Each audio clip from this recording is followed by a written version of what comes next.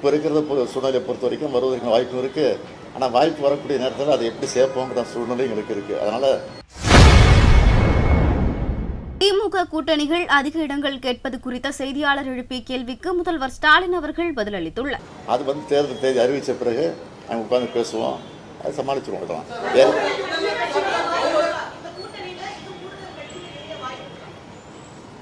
இப்போ இருக்கிற சூழ்நிலையை பொறுத்த வரைக்கும் வருவதற்கு வாய்ப்பு இருக்குது. ஆனால் வாய்ப்பு வரக்கூடிய நேரத்தில் அதை எப்படி சேர்ப்போங்கிற சூழ்நிலை எங்களுக்கு இருக்குது. அதனால் கலந்து தான் செய்வாங்க.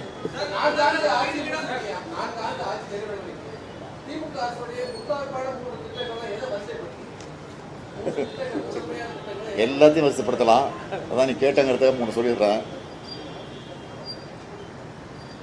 காலை உணவு திட்டம் அது தேர்தல் வாக்குறுதல் கிடையாது இல்லையா, அதை நிறைவேற்றிருக்கிறோம். மகளிர் உரிமை திட்டம் அது தேர்தல் வாக்குறுதி இருக்குது. அதை கிட்டத்தட்ட 60% நிறைவேற்றிட்டோம். இன்னும் ஒரு 20% மிச்சம் இருக்குது. அதையும் விட்டு போனதான் அதுவும்.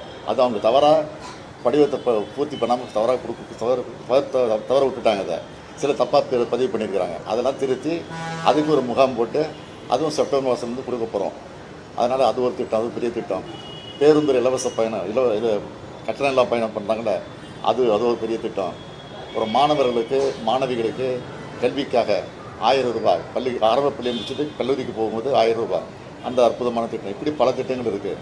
எதை சொல்கிறது எதை விடுறதுன்னு தெரியல. செய்திகளை உள்ளது உள்ளபடி தெரிந்து கொள்ள ரெஃப்ளெக்ட் நியூஸை சப்ஸ்கிரைப் பண்ணுங்க.